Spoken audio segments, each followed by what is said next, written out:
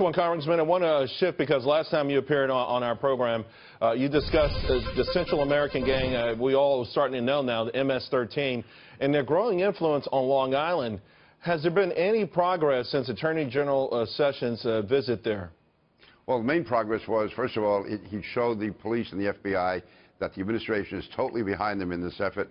He's agreed to work with them to get extra resources involving task forces. And right now, it's really, this is a war going on Long Island. There's been 11 brutal murders carried out in the last year by MS-13. Just about 3 weeks ago now, there were 4 young men who were not just murdered, which is bad enough, but butchered, beheaded. And this is in a residential neighborhood, right in a park where kids play. I mean, this is the type of murders. There were 2 brutal killings of young high school girls last September. And again, they're killed with machetes and knives.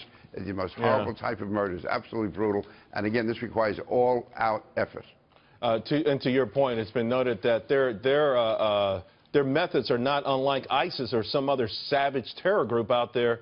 And it's ironic, it's sadly ironic that of all places they have a foothold in Long Island. You would have never have thought something like this could ever happen.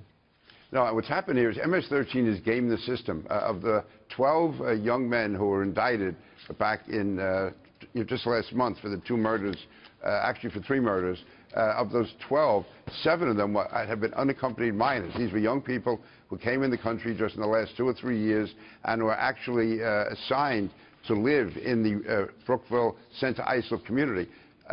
MS-13 has gotten families to actually agree to sponsor these kids. So they come across the border, they're taken by Homeland Security, they're turned over to Health and Human Services, and then Health and Human Services has to find homes for them. Right. You have these families who are either terrorized or paid off to volunteer to take these kids in, these young men in, and then they actually are recruiters for MS-13. So 7 of the 12 were unaccompanied minors that came in the country just in the last several years. There's been 4,000 unaccompanied minors assigned to Suffolk County in the last 2 years. Amazing. Representative King, thank you very much as usual. We appreciate it. Thank you. Very welcome.